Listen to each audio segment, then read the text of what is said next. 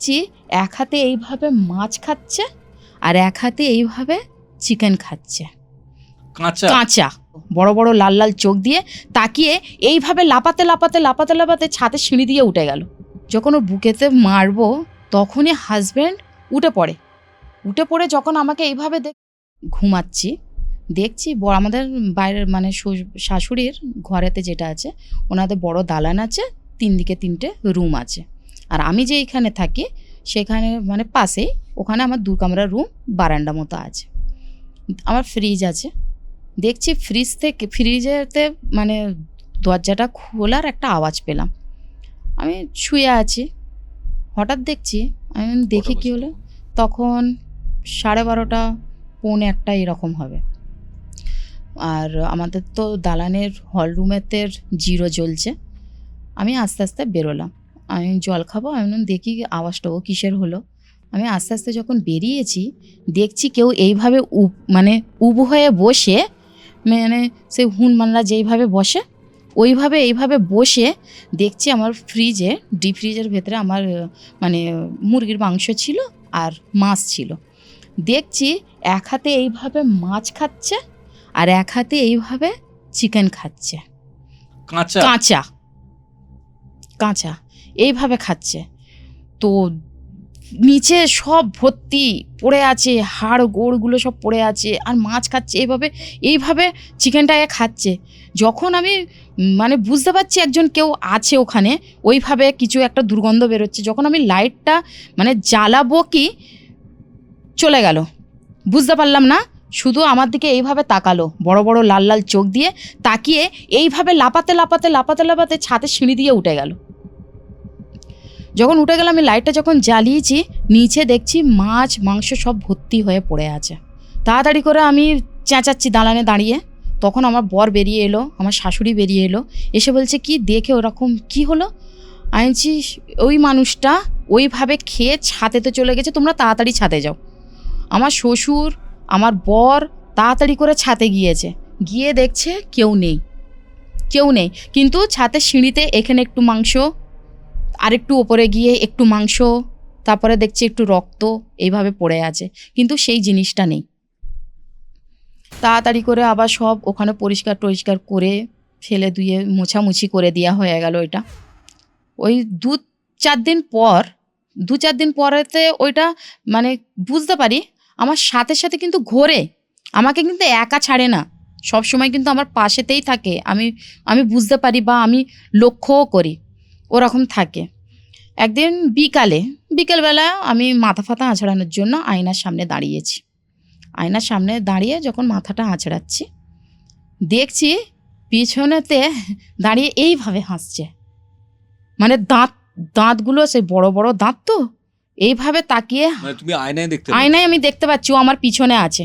ঠিক এই কাঁধের কাছে 2টো হাত এইভাবে দিয়ে, যেমন হাজব্যান্ড ওয়াইফ করে না, কাঁধে হাত দিয়ে এইভাবে তাকায়, ও এইভাবে আমাকে তাকাচ্ছে, মানে ও সবসময় আমার কাঁধেতেই আছে, ও আমার কাছ থেকে যায় না, তাকাচ্ছে এইভাবে।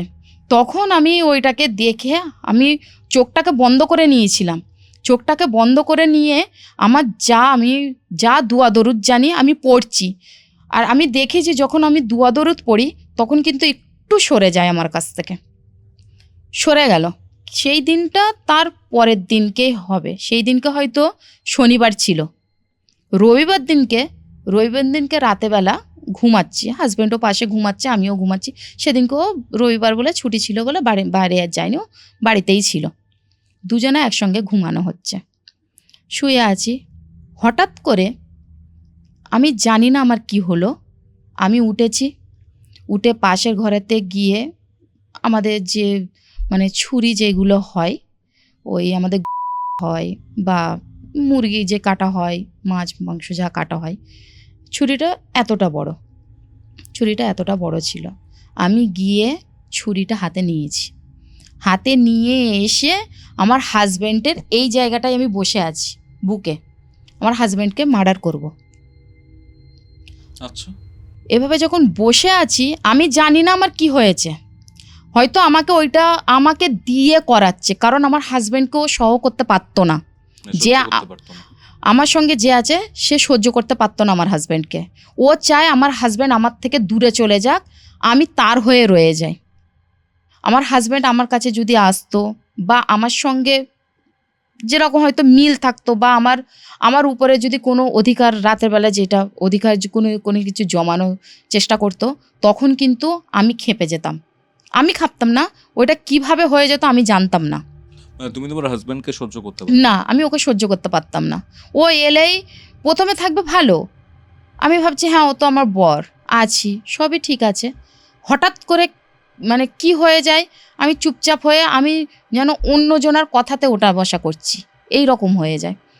তো আমি আমার হাজব্যান্ডের বুকের ওপরে বসে ছুরিটাকে এইভাবে নিয়ে বসে আছি। এইরকম করে যখন ওর বুকেতে গিঁথবো, যখন ওর বুকেতে মারবো, তখনই হাজব্যান্ড উঠে পড়ে যখন আমাকে এইভাবে দেখছে, বলছে এই কী করছিস বলে তাড়াতাড়ি করে আমার হাতটাকে ধরে নেয়, নিয়ে আমাকে ফেলে দেয়। ফেলে দিতে যখন আমি পড়ে যাই, পড়ে যেয়ে আমি যখন উঠছি, আনছি কী হলো তুমি আমাকে ফেলে দিলে? বলছে আমি ফেলেছি ঠিকই, কিন্তু তুমি আমাকে মার্ডার করতে যাচ্ছিলে, আমি তোমার বর।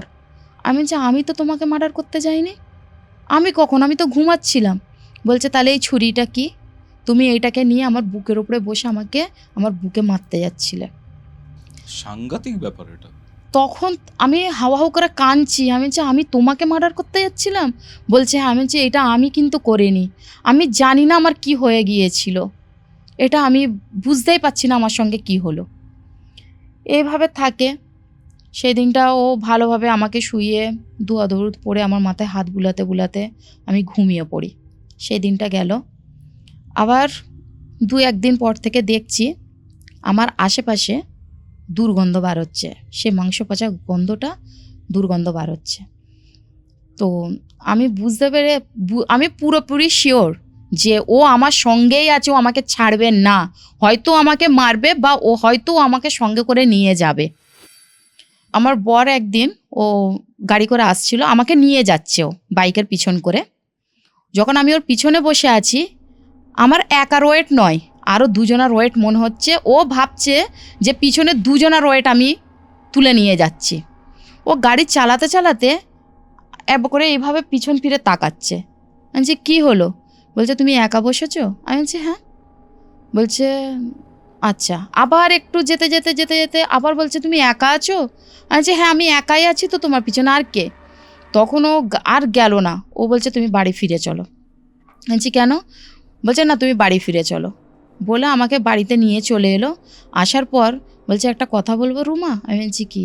বলছে আমি যখন তোমাকে নিয়ে যাচ্ছি আমি বুঝতে পারছি তুমি একা নেই, তোমার সঙ্গে আর একজন কেউ আছে, আমি 2 জনার ভার নিয়ে যাচ্ছিলাম।